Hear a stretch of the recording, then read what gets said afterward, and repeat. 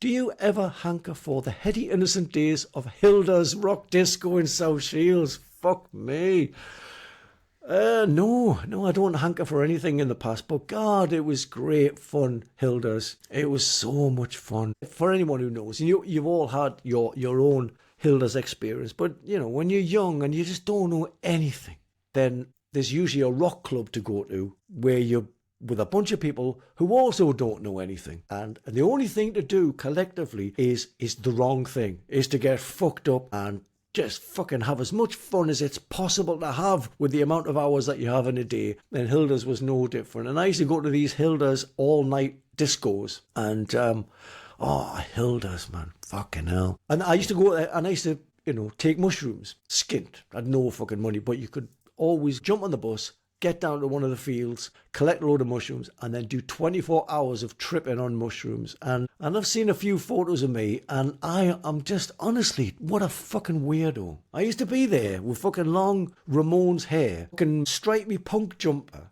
and these ridiculous moon boot things that I used to wear, and just think that was okay. No one looked like me there. And I would be the only one that was tripping on fucking mushrooms all night. Never, ever, just normal. Never like everyone else. And that was a problem then. And now I look at myself and go that's the best thing about being me, is that I'm not like anyone else. So, come to terms with the fact that your uniqueness is the beauty, and the stuff that people get annoyed with or probably find a little bit unpalatable is the magic. And that's why it's important to fuck them off and concentrate on being only you, 100%, whatever that involves. Whatever you are, just be a good one. But Hilda's, fucking hell, I was in a band, Zigzag. They were my first band, and we used to play Hilda's. We'd have all these fucking pyro and stuff. And I remember I had a huge backdrop that I painted Zigzag, and when we painted it backstage the week leading up to Hilda's, the backstage, it was a big youth club, so there was like a big kind of area where they play basketball or whatever, and so we just painted this huge backdrop, and it was on tarpaulin, so it fucking weighed a ton. And in the week that we did it, it was still wet when we went on the stage, and everyone was covered in fucking paint, and it just felt like, well, this is great. We all look like absolute cunts, and we're setting bombs off, and everybody's fucked up, and I'm glad. I was seen as the weirdo back then, but I'm glad that I did things like that no one else was doing. And Hilda's was definitely a good venue for that kind of behaviour. It's a fucking mad place. Dave S. asks, how do you choose which of these podcast questions to answer? Are there any that you've refused to answer, and why? Well, when we started doing the podcast, I was picking the questions, and I kind of picked the questions based on what I wanted to talk about. So I'd have a little bit of a kind of idea how it was going to go. And I was like, I'm not sure whether this is going to work. I'm not getting much about this. And I seem to kind of be on a bit of a treadmill about what I want to talk about. And so it wouldn't veer off into these weird places that it goes now. So the agreement was, me and producer Phil talked about this. He's going to pick the questions, and I'm not going to have a clue what he's going to ask me. And I'll find A, they go back by really quick, too quick, if anything. And B, we get to be here together and do this. And C, it's much more fun for me. So as long as it's okay for you lot, I prefer this format where producer Phil asks me the questions. I don't know what they are in advance. And it allows me to go, well, yeah, I'm going to fucking have a little trip up here now, because I've got a terrible memory. And if I don't know what I'm talking about, chances are I just go and waffle off into the fucking ether somewhere. And hopefully I have the question written down here as well, so I can just always come back to it. That's what we were talking about. But yeah, that's how we do it. I don't know what I'm going to be asked, but I know they're going to be nice questions because they're from you lot, and you're all lovely. And honestly, again, thank you so much for allowing us to do this, because you're the only reason why you're watching this right now. I know, it's getting on YouTube like a month or 2 months after the fact, and that's great, pulling people in. But you lot, the original, the hardcore, are the reason why we get to do this in the first place. You're the reason why anyone gets to see this on YouTube. It's all you. So thank you so very much. You fucking all of you mean the world to me. You really do. Right. Martin with an E. Martin. That's how that lovely woman from Doc Martin used to pronounce Martin. Martin. God, I fucking really fancied her. Martin asks, I know you've mentioned that you collect vinyl, but have you still kept the old tapes and CDs from back in the day? And if so, do you ever play these? I've kept most of my CDs, but I got rid of a lot of CDs, the ones that I didn't have any real attachment. So I still got a load of CDs. Do I play them? No. But I keep them just in case, because I've got a ghetto blaster upstairs in my pain room, which is my little gym. And if there's nothing I want to hear on Spotify, if I've bought the vinyl, I can listen to it on Spotify. If I haven't bought the vinyl, I can hear an album once, and that's my maximum. And if I'm not going to buy it, I shouldn't be listening to it on Spotify. That's my politics. But every now and again, yeah, I'll want to get one of my old CDs out and put it on. I listened to It Came From the North CD a few weeks ago, and that really fucked me up, because it's a fucking, I think I mentioned it, but it's a pretty mean-spirited album, and I don't like it. There's a Kicks remix of an album called Midnight Dynamite that I really want on CD. It never came out on vinyl. But when I got my new car, I couldn't figure out how to work the Bluetooth. So I was playing CDs for the first week I was in it, until my little boy Taylor figured out how to work it, because I'm an old cunt and I'm very, very dinosaur-like in my technical abilities. But I don't, for the most part, no. I don't listen to CDs. I never listened to tapes back in the day. What a pain in the fucking arse. I used to make compilation tapes, and I'd listen to them, obviously, because I knew that they went right to the other side. But, see fucking tapes where you just fucking constantly winding the thing round with a pencil. And CDs, they're not very impressive, They're not, there's nothing tangible about them. You don't go, look, pass me fucking magnifying glass. I want to look at this cover. They haven't aged well. Whereas vinyl obviously has aged well, and it's still, the artwork, if it's great, still looks great on a thing. And CDs are so fucking cheap, and they fall apart. I've got vinyl from when I was a fucking little kid. I've still got my original version of Nevermind the Bollocks. I've got CDs from the fucking last time I bought CDs, and they're all smashed, and the fucking jewel case is all bust, and the thing inside that you put the disc in, all them little grip things are all fucked, and you're like, it hasn't even lasted like fucking 2 decades. So, yeah. Not mad on CDs, certainly not mad on tapes, but I keep them because I'm a magpie. I don't like to throw anything away. Sarah asks, do rock stars send birthday cards or Christmas cards? And who's on your list, if so, and who's the most famous person who sends you one? Well, the last person I sent a birthday card to is my son Taylor, because it's his birthday today. Today being, we fucking completely fucked this week, because I don't know if it's Monday, Tuesday, the 1st or the 2nd, but his birthday is on the 1st, and that is today, Tuesday. And I know I wished you all a happy Friday, because that's how it works in the pretend world. I don't like cards. I don't send Christmas cards. I don't like to subscribe to any of these fucking commercial cons. I insist that people don't send me cards. I don't like celebrating birthdays. You love someone, you love them every day, and you wish them happy birthday, but try not to make a big deal about it being the one day where I'm thinking about you. No, I don't. I like to send cards to people. If I'm sending a package, I've got tons of cards and postcards and stuff that I collect. If I'm in a shop and, it's funny, I'll buy that for a rainy day. So I do like writing cards out, and I do miss. I realised my mum sent me some the other day, and she had a little message in there, because she's from a letter writing generation, and I am part of a letter writing generation, and I miss letters. I really miss writing stuff and waiting for a reply and getting it all, and someone's had time to think about what they want to say, and it's not just a knee-jerk reaction sent and then can't delete it. So yeah, I like cards. I just don't believe in anniversaries or celebrations of specific days that fucking Hallmark or wherever they are trying to hawk new fucking cards or cashing in on your money. So yeah, I don't believe in them, and I don't think you should too. Fuck them. Anon? Why you mean anon?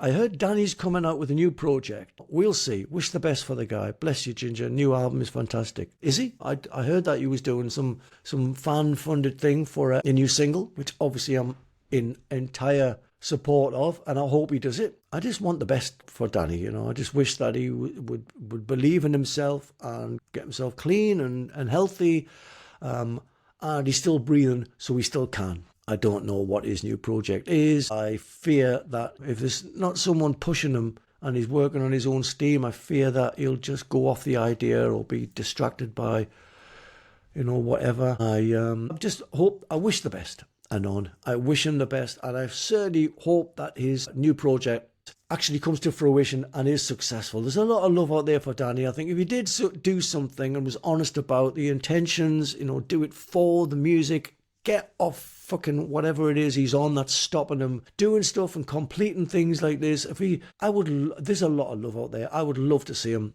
succeed with something, and I know that he could. I know there's a lot of love and a lot of forgiveness for Danny. So yeah, fingers crossed. Dean Basham says, didn't you meet John Bon Jovi at the Kerrang Awards? There's a picture of you two together on a magazine cover. Nah.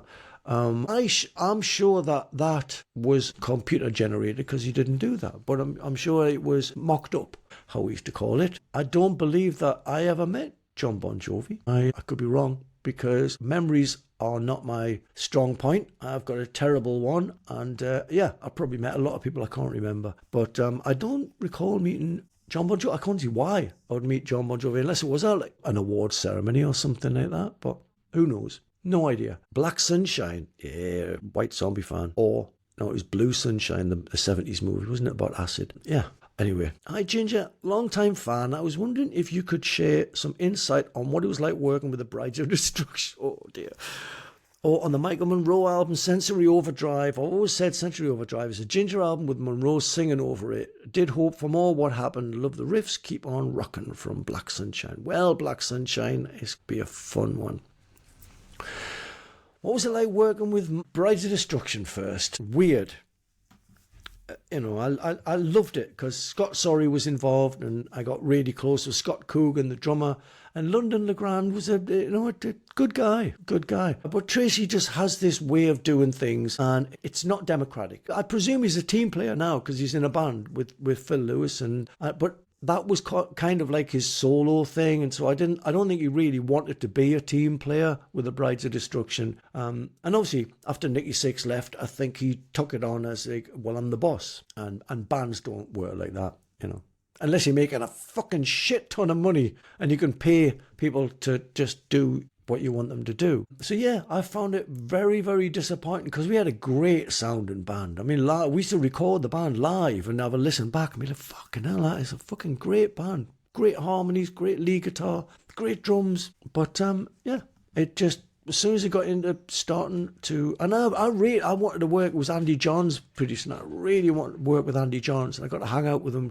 a little bit before this started. But the whole thing ended up being so negative, such a negative experience. I was kicked out of this house I was living at because they wanted to record the album there, and I had nowhere to stay, and it worked out all right because I went to Texas and recorded Valor del Corazon in Willie Nelson's studio with Ralph Jessett. So yeah, it all worked out well, as things always do. But the reasoning behind it meant that it wasn't a very happy memory. Michael Monroe, that was amazing because we worked with Jack Douglas, the producer, who I think I've said it before, I've got more records with his name on than any other producer. And when I heard that it was him producing it, I was just, oh my God, Jack Douglas, Aerosmith, fucking Cheap Trick, everyone that I like, the Babies, Angel, fucking, just name them. It was brilliant, just working with a legend. And he wanted to record the band playing live. I think we overdubbed the vocals, but they wanted the band playing live, which is obviously the way that he would have done it with Aerosmith. So just knowing that, this is probably how they did fucking Night in the Ruts. Yeah, it was just magic. And it was in LA, so the weather was nice. And it was a really, really lovely experience. Apart from the fact that Jack had a zero tolerance policy towards anyone drinking in the studio, apart from Lemmy. Now, that was a little bit of a downer. So we'd have to work all day and then pretend we were sober and then go home and drink loads and loads of wine, and Steve Conte would cook us all gorgeous Italian food, his mum's recipes, and it was great. And then we'd turn up to check what did you do last night, boys? Oh, nothing much. Early night, a couple of glasses of water. So we were lying to him, basically. But I mean, this is Jack Douglas, John Lennon, you know what I mean? It's like fucking, and this is his backstory where him and his friend went to Liverpool and ended up being, they didn't have any work visas, so they kind of were going to get rid of them, but they had to stay on board a moored boat in Liverpool docks, and John Lennon found out about this and went to visit them and stuff like that.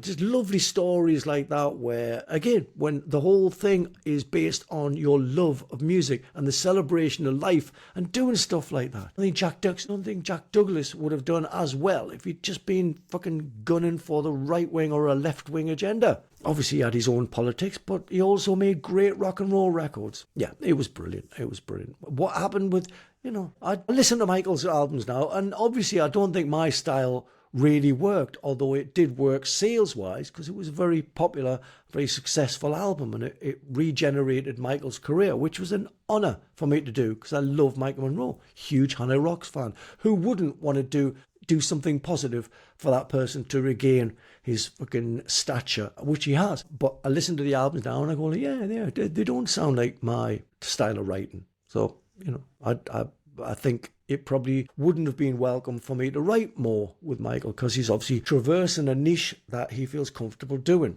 What happened with it all? It was management. And I'm not going to go into it again. I think I've mentioned it, but it came down to the fact that I couldn't get along with Michael's manager. And I said, look, Michael, it's me or your manager. And he picked the manager and then 6 months later fired the manager. And I thought that was a terrible decision because it didn't work out for him. But I loved working with Michael. I loved doing the album. I've got nothing but fond memories apart from the fucking person that was managing him. Just had a weird agenda, and presumably isn't still working in music because people like that don't tend to last very long. This one is from, oh no, I've just fucked it all up, Fungal Bill. The names are coming out now. Fungal Bill. I'm curious on your thoughts on Wheeler Walker Jr. Howlin' Willie Cunt predates this a long while, but it's good to see a similar band produce another world of filth. Really? You don't think we could ever see another? No, I love that. Wheeler Walker Jr. I must get a link. I must have a listen to Wheeler Walker Jr. because I had no idea there was a Wheeler Walker Jr.